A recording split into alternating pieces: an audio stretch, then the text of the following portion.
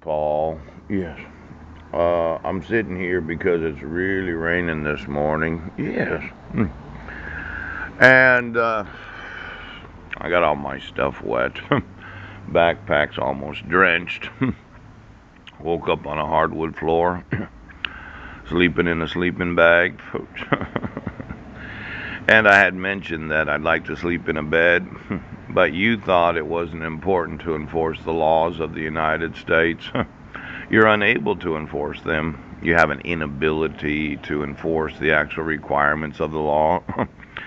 See, in your mind, when a court issues an order, there's no possible way that the court could be wrong. Pooch.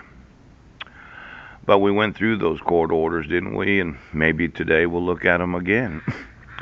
But it looked to me like I was not given actual notice of court hearings, pooch, both during the dissolution of marriage. Yeah.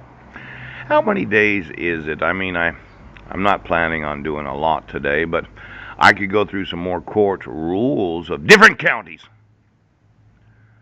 Spokane County's court rules weren't good enough.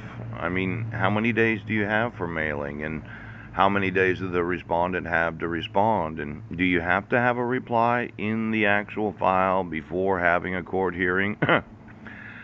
Now, these unnecessary court hearings that you've been having without proof of service, you seem to think that they're unimportant. You can just say that any American citizen's crazy. That's what you did, didn't you?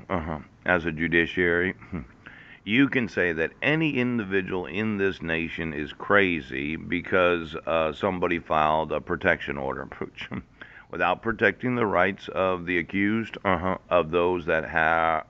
Well, let's say we were living on Guam, yes, at the Guam Airport Hotel. Yeah. And on July 2nd, my wife made up a story of domestic abuse and child abuse. And she had some persons purchase 7 plane tickets, and she left on the 2nd of July of 2011. Yeah. And they didn't buy me a plane ticket. No. They did know that she was going to leave. Pooch.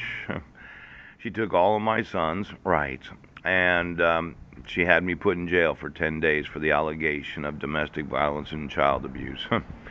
Well, when I had my evaluations, I hadn't drank for 20 years, hadn't used drugs for 20 years, ouch, hadn't smoked marijuana, yeah. I really didn't commit any crimes. I didn't abuse my sons, and I didn't abuse my wife. Pooch, you don't think it's child abduction? Do you fucking understand how serious this is?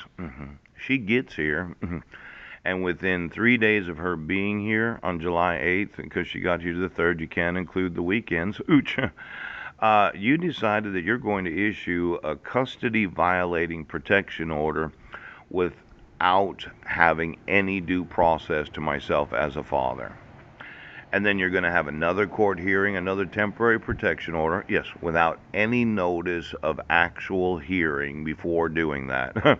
Then you're going to have a permanent protection order hearing, yes, without any notice to me as a father, without any custody rights being enforced, because somebody says someone else is crazy.